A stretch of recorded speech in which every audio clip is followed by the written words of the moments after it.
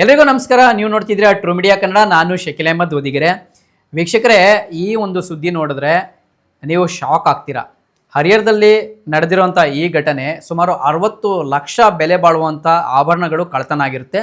ಆದರೆ ನಮ್ಮ ಹರಿಹರದ ಗ್ರಾಮಾಂತರ ಪೊಲೀಸ್ ಠಾಣೆಯ ಸಿಬ್ಬಂದಿಗಳಾಗಿರ್ಬೋದು, ವಿಶೇಷ ತಂಡ ಆಗಿರ್ಬೋದು, ಇದನ್ನು ಭೇದಿಸುವುದರ ಮುಖಾಂತರ ಒಂದು ಒಳ್ಳೆಯ ಕಾರ್ಯವನ್ನು ಮಾಡಿರ್ತಾರೆ. ಅವರು ನಿಜವಾಗ್ಲೂ ಕೂಡ ಒಂದು ನಮ್ಮ ಚಾನಲಿಂದ ಹ್ಯಾಟ್ಸಪ್ ಹೇಳ್ತೀವಿ, ಥ್ಯಾಂಕ್ಸನ್ನು ಹೇಳ್ತೀವಿ.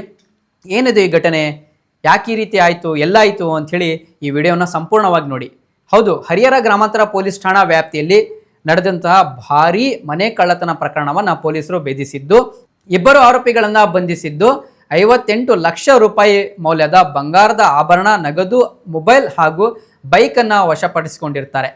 ಅಮರಾವತಿ ಕಾಲೋನಿಯ ನಿವಾಸಿಯಾಗಿರುವಂಥ ಪರೀಕ್ಷಿತ್ ನಾಯ್ಡು ಅವರ ಮನೆಯಲ್ಲಿ ನಡೆದ ಕಳ್ಳತನ ಪ್ರಕರಣ ವಿಶೇಷ ತನಿಖಾ ತಂಡ ಈ ಕುರುಬರ ಹಳ್ಳಿ ಕ್ರಾಸ್ ಬಳಿ ಇಬ್ಬರನ್ನ ಬಂಧಿಸಿ ಬಂಧಿತರಿಂದ ಈ ಎಲ್ಲ ವಸ್ತುಗಳನ್ನು ಜಪ್ತಿಯನ್ನು ಮಾಡಿರ್ತಾರೆ.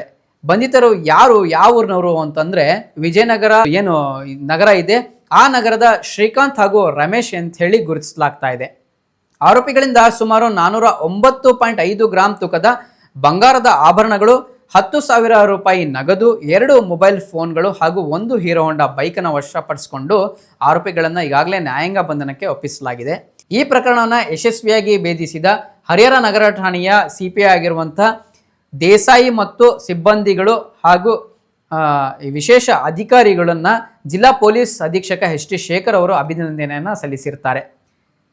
ನೀವು ಸಾರ್ವಜನಿಕರು ಈ ಸುದ್ದಿಯಿಂದ ಎಚ್ಚೆತ್ತುಕೊಳ್ಬೇಕು.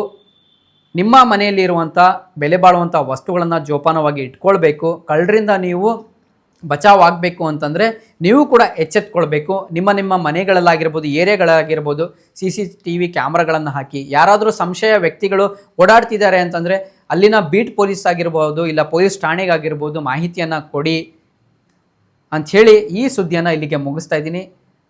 ಇನ್ನಷ್ಟು ಹೆಚ್ಚಿನ ಸುದ್ದಿಗಳಿಗಾಗಿ ನೋಡ್ತಾ ಇರಿ ನಮ್ಮ ಟ್ರೂ ಮೀಡಿಯಾ ಕನ್ನಡ. ಧನ್ಯವಾದಗಳು.